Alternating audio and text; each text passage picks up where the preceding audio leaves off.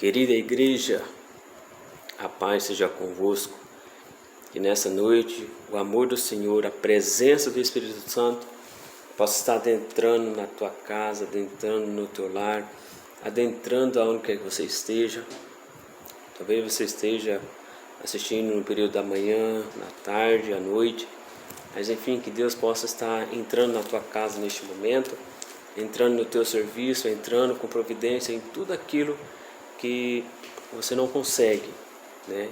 Deixar uma passagem bem rápida, bem simples e bem eficaz na minha vida, na tua vida, nas nossas vidas no dia de hoje. Se encontra no 2 Reis, capítulo 4, uma passagem bem conhecida por todos. Todo mundo de alguma forma já ouviu referente a esse capítulo, referente a essa mensagem. Mas de várias formas, assim como a palavra de Deus se renova cada dia, cada manhã, ela se renova mais uma vez nesse contexto. 2 Reis, capítulo 4, a altura do versículo 2. Mas vamos ler a altura do versículo 1 em diante. E uma mulher das mulheres dos filhos dos profetas chamou a Eliseu dizendo: meu marido, teu servo, morreu, e tu sabes o que o teu servo temia ao Senhor. Tu sabes que o teu servo temia ao Senhor. E veio o credor a levar-me os meus 2 filhos para serem servos. Agora preste atenção no versículo 2 deste capítulo. E a Bíblia diz assim: e Eliseu lhe disse: que te hei de dizer? Que te hei de fazer? O que você quer que eu faça? O que eu posso fazer por você? Em outras palavras. E ela responde, e ele ainda continua, aliás: declara-me o que é que tens em casa. Eliseu perguntando. E declaro que tu tens em casa. E ela disse: tua serva não tem nada em casa, senão uma botija de azeite. Aí o profeta diz no versículo 3: então disse ele: vai, pede para ti vasos emprestados a todos os teus vizinhos, vasos vazios, não poucos. Aí o 4 é interessante também. Aí o 4 diz assim: então entra e fecha a porta sobre ti e sobre os teus filhos, vírgula, e deita o azeite em todos aqueles vasos e põe à parte o que estiver cheio. Mas o que interessa para nós, nesse contexto, aliás, é o versículo 2. O versículo 2 de tudo isso que eu li, o versículo 2 que diz: Eliseu lhe disse: que te hei de fazer? Declara-me o que é que tens em casa. O que você tem na sua casa? O que você tem em mãos? O que você tem? Você tem que ter alguma coisa. Aliás, se você não tiver nada, o Senhor pode fazer grandes coisas, grandes maravilhas. Mas a maioria das vezes a nossa fé, ela é tão pequena que não conseguimos enxergar nada. Moisés, quando falou com o próprio Deus, ele disse: por que eu não sei nem falar? Meu irmão tem mais sabedoria, sabe mais falar do que eu. E o Senhor não está preocupado com o tamanho da sabedoria de alguém. Se Deus te escolheu, é você que vai levar a mensagem. É você que Deus vai te usar. Não é o A nem o B, é você. E quando o profeta diz: o que tu tens? Deus está perguntando: o que você tem? O que você tem? Jeremias também olhou quando falou com o Senhor e disse: eu não sei falar. Capítulo 1 de Jeremias. E a Bíblia vem dizer que Deus fala: ué, mas quem fez o cego ver, o mudo ouvir, o paralítico andar? Não fui eu, então eu posso todas as coisas. Então Deus quer mudar a vida de cada um de nós. Mas muitas vezes a nossa fé e a nossa incredulidade diminui cada vez mais de estarmos perto com Deus. Isaías 59, a altura do versículo 1 em diante, a Bíblia vem falar: o que nos afasta de Deus? As nossas iniquidades, as nossas transgressões, os nossos pecados, a nossa falta de caráter. Isso nos afasta do Senhor. Isso cada dia mais que praticamos, cada vez mais que praticamos, nós vamos nos afastando do Senhor, nos afastando do Senhor. Mas o Senhor continua naquele mesmo lugar.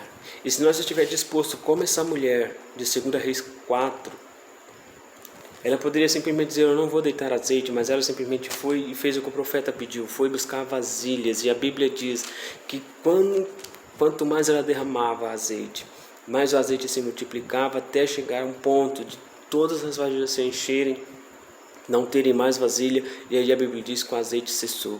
Ela vendeu, pagou a dívida e ainda ficou com o que sobrou. Você acha que o que sobrou daquela mulher foi pouco?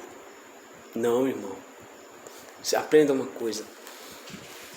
Deus te dá algo e o inimigo, você dá brecha, o inimigo vem, toma, ou por alguma razão Deus te dá algo e você se afasta de Deus, aí o inimigo vem e toma tudo. Mas a promessa de Deus, ele fala assim, a obra ou a honra da segunda casa será maior do que da primeira. Sabe o que isso quer dizer, irmão? É que se as primeiras coisas que Deus te deu foi maravilhosas, as segundas que virá será magnífica. Porque tudo aquilo que Deus faz é perfeito. Quando Ele faz da segunda vez, então é mais perfeito ainda. Você está me entendendo? Tudo na vida de Deus, tudo na vida de um homem com Deus é diferente. Por isso que a Bíblia diz, eis que tudo se fez novo. Então tudo Ele faz novo, tudo é para a honra e glória do Senhor.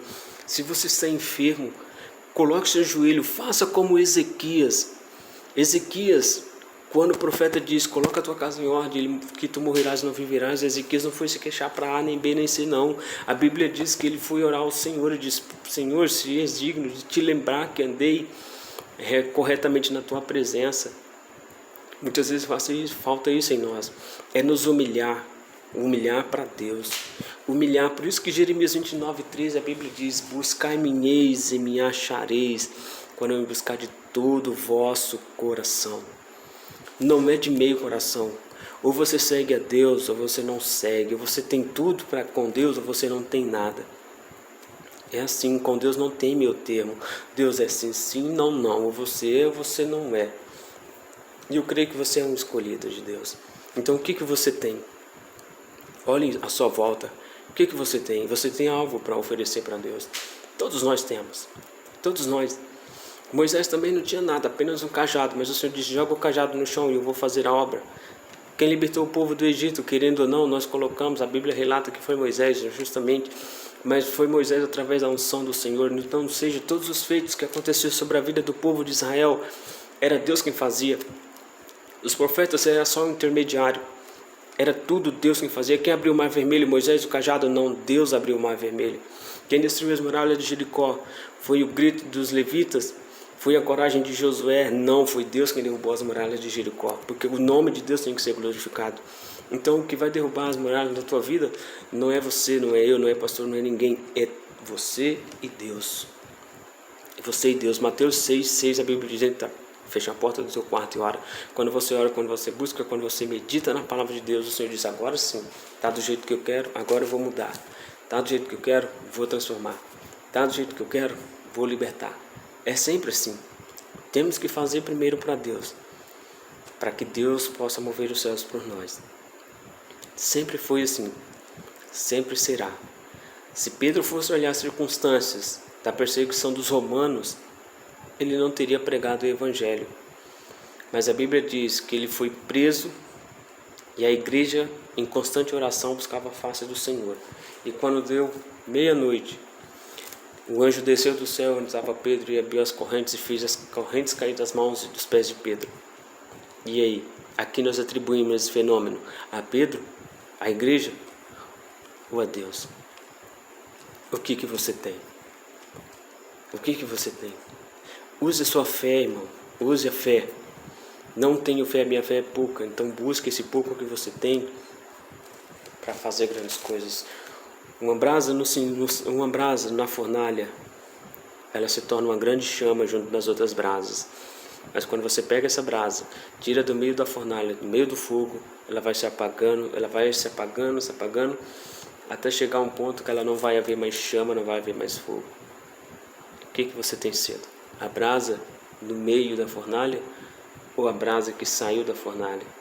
E foi perdendo a caloria, foi perdendo. Mas Deus te ama.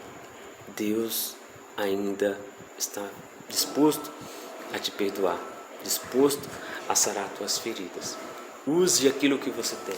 Use o seu dom, use a sua voz, use aquilo que Deus te deu para louvar, glorificar e principalmente pregar a palavra do Senhor, como diz a palavra de Deus.